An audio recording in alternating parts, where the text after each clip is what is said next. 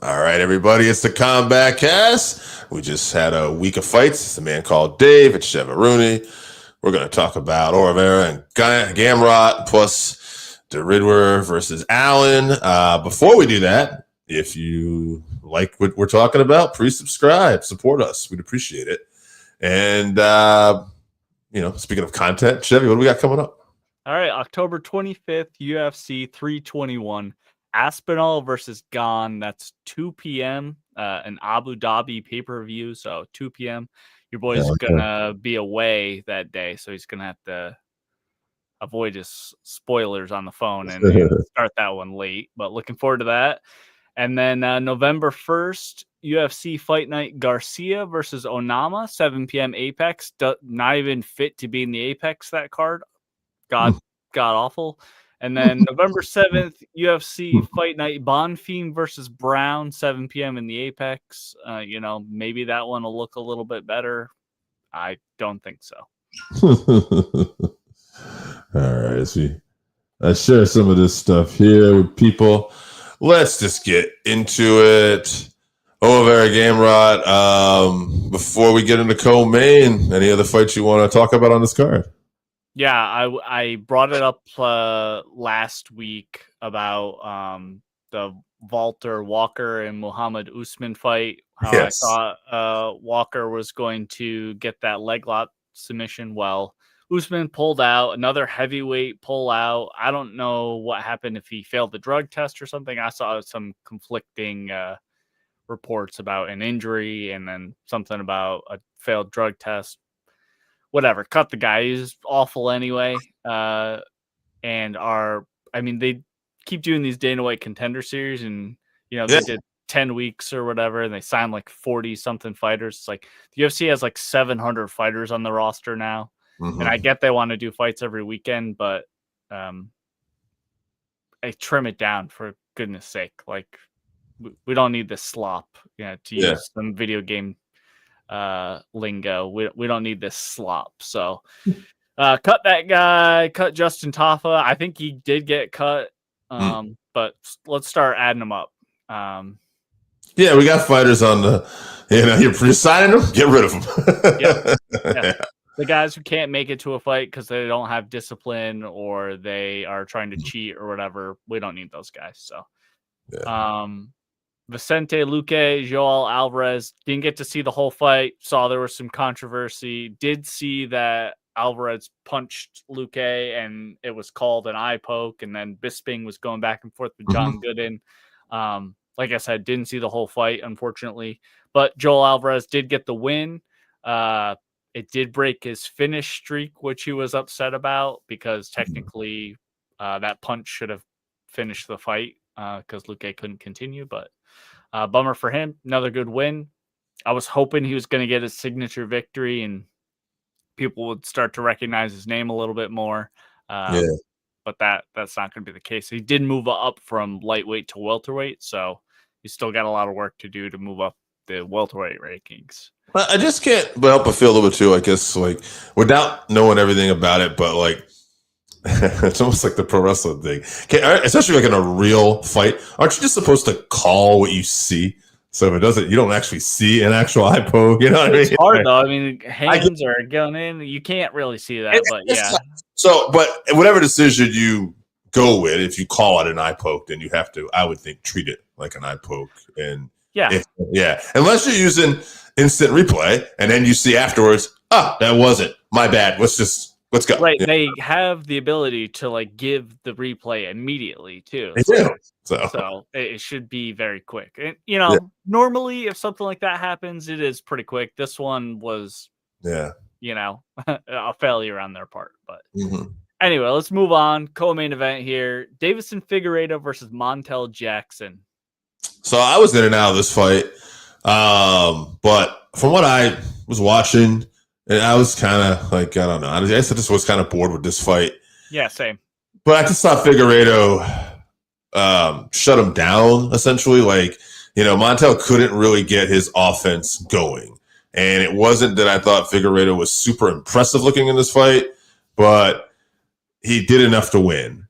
But it was one of those fights, like if Montel Jackson won, I'd be like, all right, Figueiredo didn't do enough to stop him. You know what I mean? It was just somehow like Figueiredo canceled out Montel Jackson's offense, and it just worked. You know, whether it was clinching, whether it was just the way he was, his stance, attempting takedowns. He didn't always get them, but just he was doing enough to kind of neutralize them.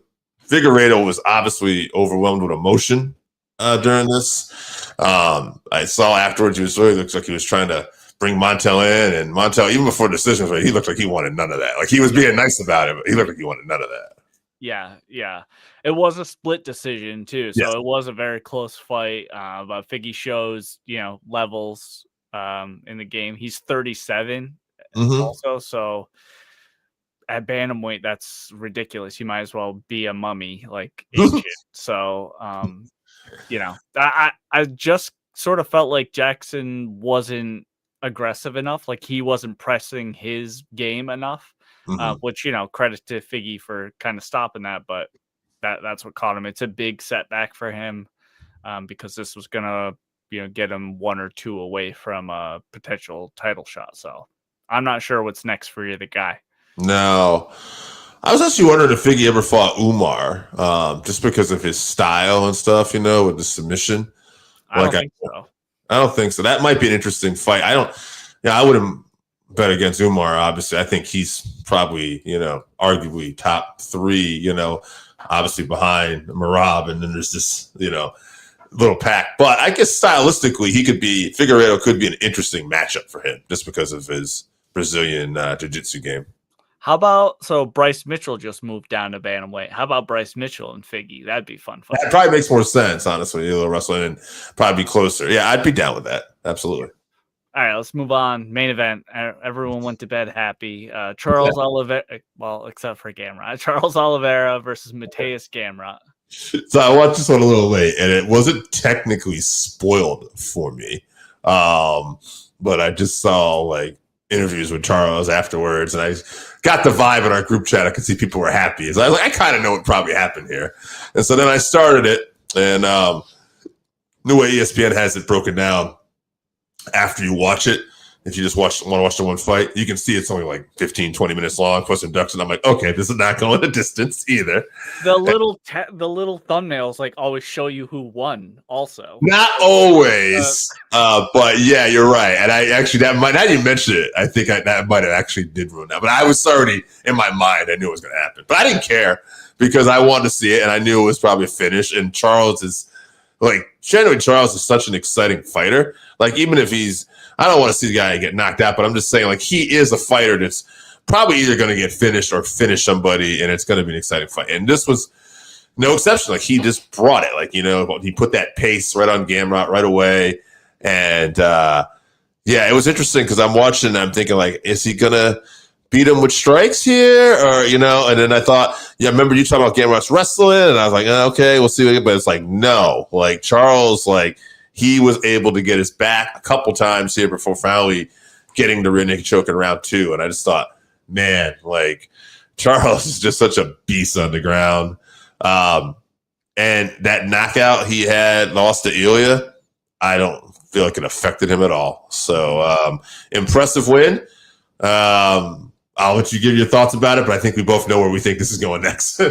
Yeah. So first off, respect to Gamrot for taking the fight. He took it on short notice. He flies to Brazil and fights the most prolific finisher in UFC history. So he came up short, obviously, but he'll be back. Hopefully he doesn't beat himself up too much about that one. So, and for Charles, he stacks another finish onto his record while he's at home in Brazil, where he looks like a king, So it was great. My wife is a huge Charles Oliveira fan, so she even came out of retirement to watch this fight. She has not been watching UFC lately, so very excited that Charles won that one. So, and as far as the fight went, he never really looked in trouble. No. Gamrot did go for the takedown early, but Charles he looked confident on the ground. He was locking in that omoplata, wrapping around the leg and everything. And on the feet, Gamrot did land a few good shots on Charles, but he was always just pressing forward and going after him. So, yeah, so I guess, next for Charles, obviously he called out Max for the BMF title. I think it's a fight everybody wants to see because they're just two of the most beloved, most exciting fighters. Similar to Holloway and Poirier and Holloway and Gaethje. Max kind of finds himself in the situation where, because he's so beloved, he ends up fighting these other exciting, beloved fighters. And this is probably one that's overdue, honestly. I do want to say you probably he's just a god down in Brazil. Like it's just the emotion of seeing that guy going to the crowd after he wins. It's it's wild. He's like the new Jose Aldo, who did get I don't know if you saw, he got a run in and into the cage by himself and got to lay down the gloves in the octagon again, and just the whole stadium was just chanting his name, and he was in there with his family. He's emotional, so that was cool of the UFC to do. Yeah. Well, I before we get on the next card, I do want to say one more thing about Holloway and Oliveira. If it does happen, it's definitely a situation where Max takedown defense, like not getting to the ground, to me is going to be really key in that fight if you're a Max fan in that one. Because on the feet, I feel like it's even money. Like either one of those guys, could beat each other. But obviously, Charles' submission game is so good. But Max has never been submitted ever. And it's like, man, I'm so intrigued by that fight if we get that, just to see what would happen. Well, they did fight before at featherweight, if you remembered, but that was, Charles got hit in the neck or had some sort of neck injury, and that was a different Charles. Yes, you're right. Yeah, and it was a different Max also, because lightweight Max has power. So, both guys have power. So, it is a very interesting fight. I love Charles, but I cannot go against Max in any fight. So obviously I'm rooting for him. There'll be a divided household here at my house. So. All right, let's get to this weekend's fight night. De Ridder versus Allen. Interesting main event. Let's talk about any other fights before we get into the co. Yeah, unlike the next 2 weeks, this fight night is actually quite good. So on the prelims, you got Kyle Priplek. If you remember, he recently fought BSD on short notice, put up a good fight before getting subbed in round 2. He's fighting Drew Dober, which, is always a fun fight. Yep. Bruno Silva is fighting Hung Young Park. Charles Jourdain versus Davy Grant. That's a very fun matchup. And then on the undercard, Matt Frevola, never in a boring fight, versus Kyle Nelson.